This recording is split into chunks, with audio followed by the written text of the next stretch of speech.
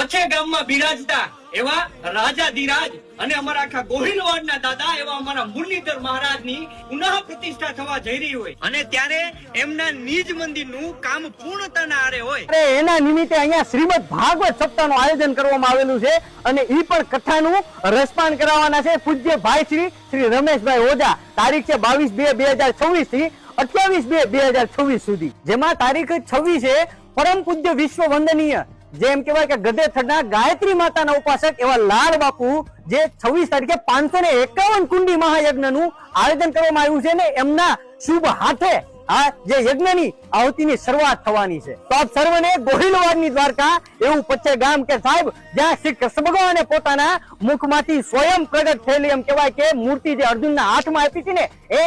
જ નિજ મંદિરની જયારે આ પ્રતિષ્ઠા થવાની હોય તો આપ સર્વને આપના પરિવારને ગોહિલવાડ વતી હું અમરદીપસિંહ ગોહિલ આમંત્રણ પાઠવું છું કે આપ સર્વ આપના પરિવાર સાથે અહીંયા પચ્ચે ગામ પધારો અને એનું શુભ સ્થળ છે ભાવનગર જિલ્લાના વલભીપુર તાલુકાનું પચ્ચે ગામ. તો આપ સર્વે પધારો.